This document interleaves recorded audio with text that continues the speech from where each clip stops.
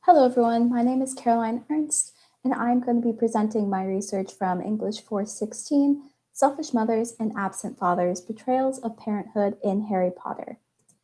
So throughout the series, Rowling places a heavy emphasis on family by putting families at the forefront of attention throughout the books.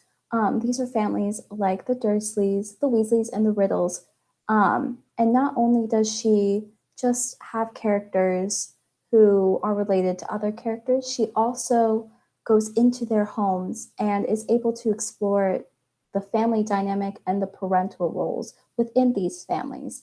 And while she does this, Rowling sets up a clear pattern throughout the series where good characters come from homes and families where parents act within their traditional parental roles, while bad wizards come from broken homes that do not fit this mold. And because of this, Rowling seems to condemn non traditional parenting and even alludes that non traditional parenting will cause children to turn out bad and to even evil adults who do atrocious things. Um, so, starting off with our traditional families, we have the Dursleys and the Weasleys. And both of these families are very significant in that these are the families that Harry spends the most amount of time with. He grew up in the Dursleys' household, and after he goes to Hogwarts, he still spends every summer with them. Um, and then on the other side, the Weasleys, he spends most of his summers at their house for at least some period of time, for even weeks at a time. So he spends a good amount of time in both of these households, witnessing how all of these families act. So the Dursleys definitely fit this traditional family model in that Mr. Dursley is the head of the household and the family, and he is the working man. He works in a drill factory, while Mrs. Dursley, she stays at home and she takes care of the house and the children. The Weasleys also follow this mold in that Mr. Weasley, he works in the Ministry of Magic, making money for his family, while Mrs. Weasley, she stays at home and she takes care of the house and the children.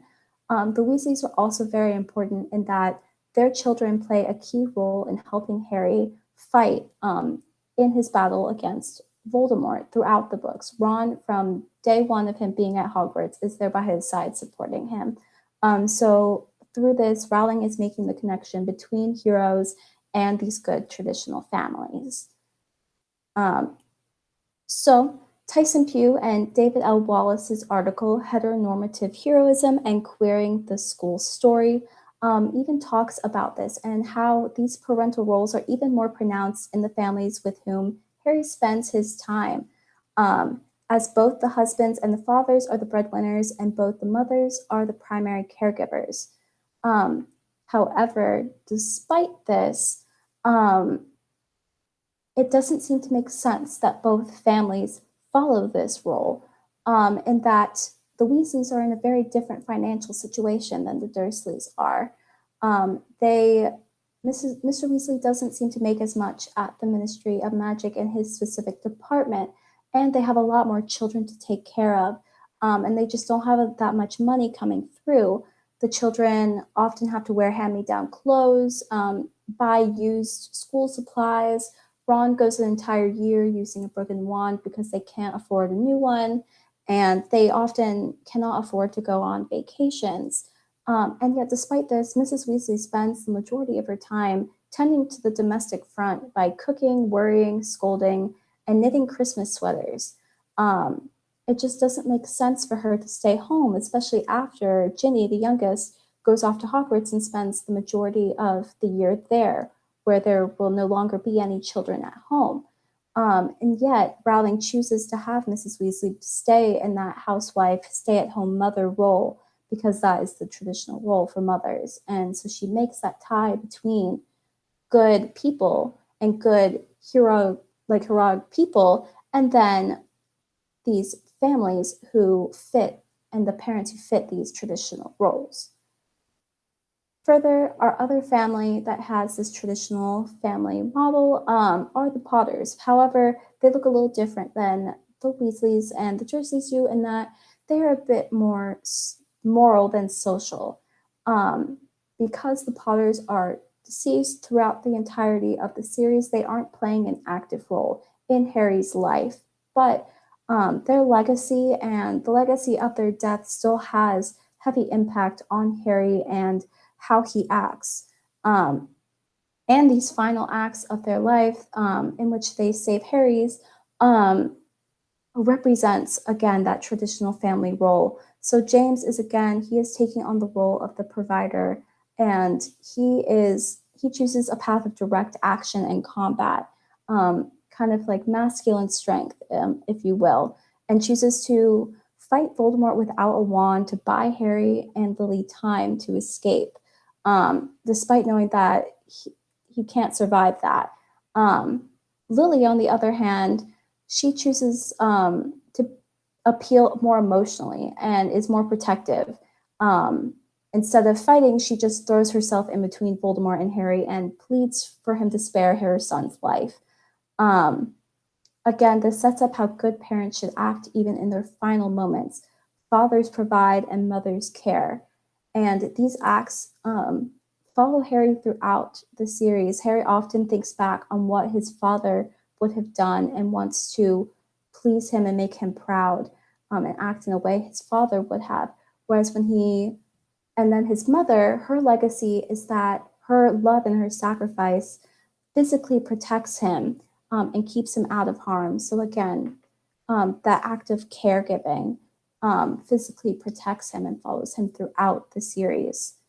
Um, all right, so then our non-traditional families. Our main non-traditional family is going to be the Riddles, which is the parents of Voldemort, and they are not involved at all in the life of their child. Tom Riddle Sr., Voldemort's father, he leaves his wife while she is pregnant, and he never meets his son. The father role no longer is that selfless provider and heroic protector that we have seen already in the other families, but is instead uninvolved and disinterested in the life of his son. In The Half-Blood Prince, Rowling even states that he never troubles to discover what became of his son. He just doesn't care. Merope Riddle, his mother, she loses all of her will to live after her husband leaves her. And after giving birth to Voldemort, she dies and wouldn't even stay alive for her own son. Again, from The Half-Blood Prince. So this already is setting up how different that these families are, but Sarah Fiona Winters, in her article, Bubble Wrap Children and Safe Books for Boys, The Politics of Parenting in Harry Potter, talks about how the text does illustrate what happens when mothers do not love and look after their sons. They grow up to be murderous psychopaths. So it's not just that mothers and fathers have to act in a certain way in order for their children to be good, but there are severe consequences when they don't, because Voldemort's families don't, and he turns into someone who commits atrocious acts against people and is considered a huge threat to the wizarding community. Further, Voldemort, from the very first book, is said that he has no ability to love. And later, when the backgrounds of his parents are revealed, that inability to love is tied to the fact that he did not have a mother who cared and loved for him. So again, there's that tie between how the actions of the parents affect the futures of the children. Further, in Elizabeth E. Heilman and Trevor Donaldson's article From Sexist to Sort of Feminism, Representations of Gender in the Harry Potter series, they state that the central theme of the novel, the battle between good Harry and bad Voldemort, seems to have roots in their mothers. The good, self-sacrificing, pretty, charming mother Lily, and the bad, self-destructive, failed, plain, pale mother Merope. So neither mother has a active role in the life of their child, but the manner of their death and the legacy that that has plays a crucial role in the life of their children. Lily, she dies and she is seen as selfless and heroic, and her love goes on to protect her son and ensure that he is a good person. Whereas Merope, who dies after giving birth to her son, is seen as selfish and unloving, even though her final act of living could be seen as just as much of a heroic sacrifice as Lily's. She was, after her husband left her, she was very depressed and upset. She was living on the streets because she had no money or home or family to return to. But her final act alive was putting her son in the care of the orphanage so that he didn't live a life homeless or die without a mother who was able to take care of him. And yet Rowling condemns that and says that that act was not loving. Right, so we've talked a lot about the families, and there is again that clear establishment between characters who are good and their traditional families. Ron Weasley and his siblings are all there fighting beside Harry throughout the books. And in the final book, Dudley even gets a redemption, stating that he never thought that Harry was a waste of space, alluding to the fact that children who grow up in traditional households have the ability to have that kind of emotional growth and development, to grow beyond people who kind of start as bullies and mean like Dudley did. However, Harry is kind of a unique case in the fact that he is not raised by his biological parents like the Weasley siblings and Dudley are, and he experiences a lot of abuse at the hands of the Dursleys. He is forced to live in a closet for the first 11 years of his life. He is only ever given Dudley's hand-me-downs, his rejections. Mr. Dursley fit bars on Harry's windows during the Chamber of Secrets because Harry interrupted a dinner party. And in the last book, Harry even mentions that he had suffered periods of near starvation at the Dursleys. So Harry, as Winters points out, should display appalling damage from underparenting, yet Harry is normal. Indeed, he is better than normal. Such treatment does nothing to damage either Harry's intelligence or his ability to love. Harry is a very kind and caring character. He is set up from the beginning. He looks at characters like Neville and Luna, and who are the social outcasts of the school, and he treats them with kindness and respect, and as individuals, seeing their strengths that they can add to a situation, and sees them as people and friends when other people just see them as strange. And he's highly intelligent. At age 13, he's able to cast a Patronus charm, which most adults are not able to cast. So like Winter says, this doesn't seem to affect him at all. Further, Harry has a lot of similarities in his upbringing to Voldemort. Both have absent biological parents and are orphans, and they both experience a lot of emotional neglect. And because of their upbringings, they view Hogwarts as their true home, not the place where they were raised. However, the main difference here is that Harry grew up in a home where there were two active parental figures functioning under traditional parental roles.